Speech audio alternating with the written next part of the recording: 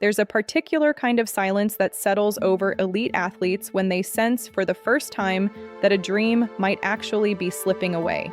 Son Heung-min had waited 4 years for this moment, walking out in Guadalajara, becoming only the second South Korean in history to appear at 4 World Cups. He wasn't just a footballer anymore. He was a symbol. And the weight of that, you could see it in his jaw, in the way he scanned the crowd without really seeing it. Nobody expected Czechia to threaten them. That was the first mistake. Miroslav Kubek hadn't come to Mexico to play football. He'd come to suffocate it. Czechia set up in a compact mid-block, 2 banks of 4, narrow, disciplined, and utterly joyless to play against.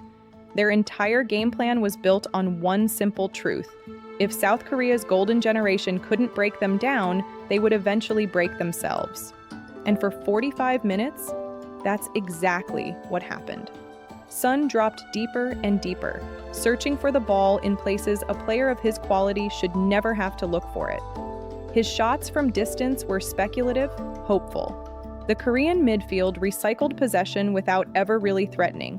Left, right, back, again. The patterns were there, the penetration wasn't. Watch the body language around the 30-minute mark. Shoulders tight, eyes downcast between passages of play. These were men pressing against a wall and feeling it press back. Here's what makes a low block so psychologically dangerous. It doesn't just defend, it waits.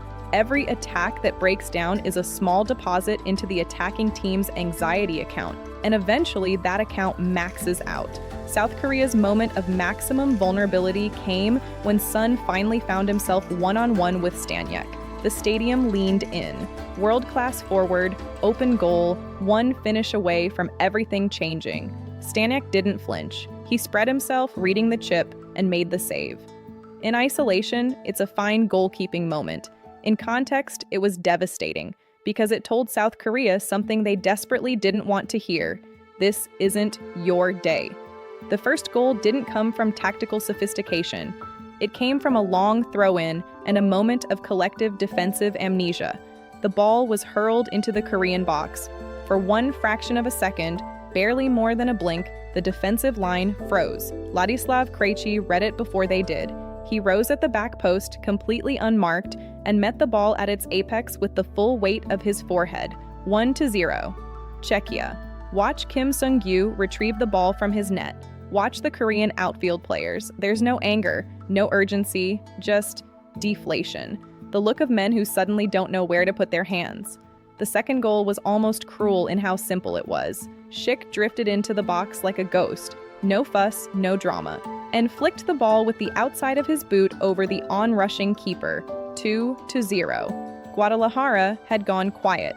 Not the silence of anticipation, the silence of a game that had already been decided, and then a centimeter of luck. Czechia moved the ball forward, composed, clinical, looking for a third. The goal went in. The Czech players celebrated. The Korean bench slumped. The flag went up. Offside, by a margin that barely registers on the human eye. VAR confirmed it. Sometimes a match turns on a moment of fortune so thin it barely deserves the word. But that disallowed goal did something the scoreline couldn't. It reminded South Korea that this game was still alive. You could see the shift in real time. The Korean players stopped appealing, stopped glancing at the bench. They started moving.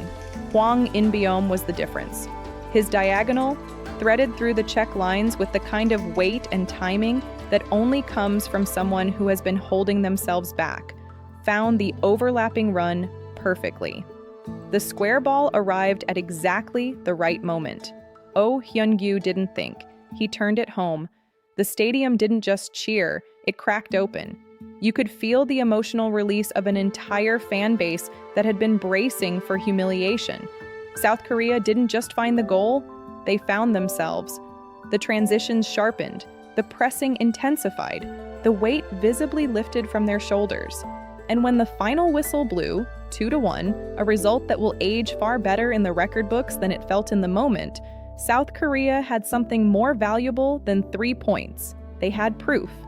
World Cups are not won by the teams who execute perfectly from the first whistle. They're won by the teams who can look at a scoreboard that says 2-0, feel the walls closing in, and choose, consciously choose not to quit. South Korea went to the edge in Guadalajara. They stared into the very real possibility of an opening day catastrophe, and they pulled each other back. That matters, not just for the next game, but for what it tells you about a team's character when the tournament gets harder, the stakes get higher, and the margin for error gets thinner. Son Heung-min didn't get his fairy tale opening goal, but he got something rarer. He got to find out one more time what this team is made of.